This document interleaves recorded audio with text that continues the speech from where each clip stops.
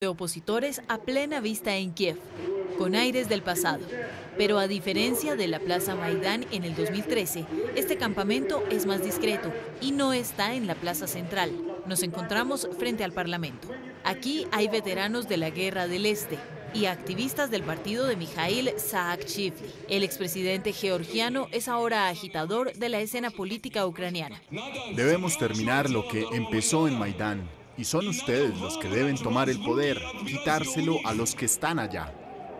En 2015, el presidente ucraniano le ofreció un pasaporte a Saakashvili.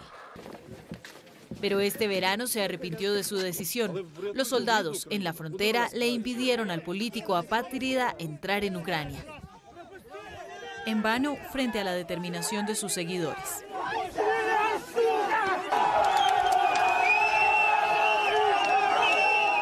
Una semana más tarde, Saakashvili comparecía ante un tribunal por entrada ilegal al territorio ucraniano y no mide sus palabras. Hasta el día de hoy, la gente sigue dando la vida pensando en una Ucrania europea. Sin embargo, las autoridades ucranianas hacen todo lo contrario de lo que podría esperarse de un país europeo. Pero frente al juez, su cólera es reemplazada por la vergüenza. ¿Nacionalidad?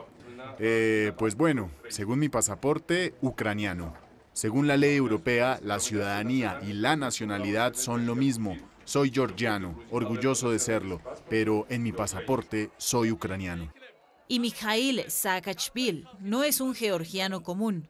Para muchos de sus compatriotas es el padre de la nación. Durante sus 10 años en el poder, rescató un país al borde del naufragio, redujo la corrupción, recuperó la confianza en las instituciones, pero también fue acusado de fallar en la creación de empleos y de acallar los disidentes. Después de su partida en el 2013, lo inculparon por abuso de poder. Aquí en Ucrania, en la Plaza Maidán, vuelve a aparecer como un héroe ante la multitud que acaba de derrocar un gobierno que considera corrupto y bajo el yugo ruso. Han desintegrado un imperio que se creía invencible. Nombrado como gobernador de la región de Odessa, al sur del país, por el nuevo gobierno, Saakashvili promete acabar con la corrupción que contamina este pueblo, tal como lo hizo en Georgia. Hanna Shelest, politóloga radicada en Odessa, cree que no ha cumplido su promesa. Han habido muchos eventos públicos y declaraciones en los medios, pero ninguna acción concreta, principalmente en cuanto a medidas de prevención. Era partidario de luchar contra la corrupción, a veces de forma agresiva, pero no logró instaurar un sistema concreto que habría podido evitar que la corrupción progresara en la región. Cuando se fue de Odessa, Saakashvili consideró a las élites corruptas las únicas culpables de la falta de reformas. Y no es el único que se queja.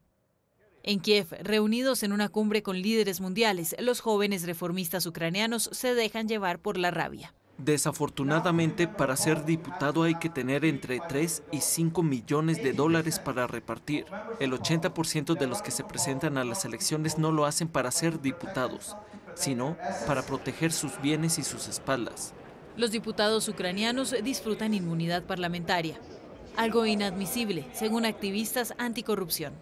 Esto es lo que reclaman en las calles este 17 de octubre. Aun cuando un diputado se deje filmar en pleno delito, recibiendo un soborno, lo siguen tratando como una persona íntegra. Vuelve al Parlamento y no pasa nada. Hoy queremos que eso pare. Ese día está reunida la mayoría de la oposición ucraniana, incluyendo partidarios de Saakashvili. Estos últimos traen carpas para pasar la noche. Su líder los incita a continuar con el movimiento, igual que en Maidán en 2013. Logró acabar con la corrupción en su país. Es el único líder en el poder después de la era soviética que lo ha logrado. Al día siguiente aún quedan cientos de manifestantes. Con el debate parlamentario retransmitido por los autoparlantes, al fondo Saakashvili se mezcla entre el gentío. Están votando en este momento. Ya es un avance.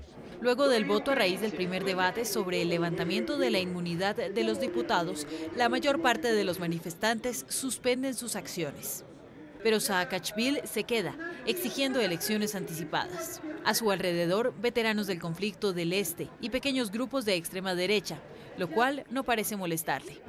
Ucrania es un país en guerra, un país atacado, y por supuesto, no sorprende que haya nacionalistas. Pero muchos ucranianos desconfían de esos grupos nacionalistas que participan en las congregaciones de Saakashvili. No sabemos de dónde sacan el dinero. Hay diferentes hipótesis, pero lo que es seguro es que tienen dinero. Entonces sus acciones con seguridad responden a los intereses de alguien, pero no sabemos de quién.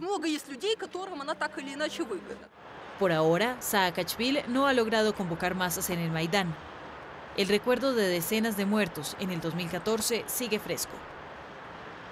Aunque menos del 10% de los ucranianos apoyan al presidente Petro Poroshenko, no parecen tampoco dispuestos a cumplir con las ambiciones revolucionarias de Saakashvili.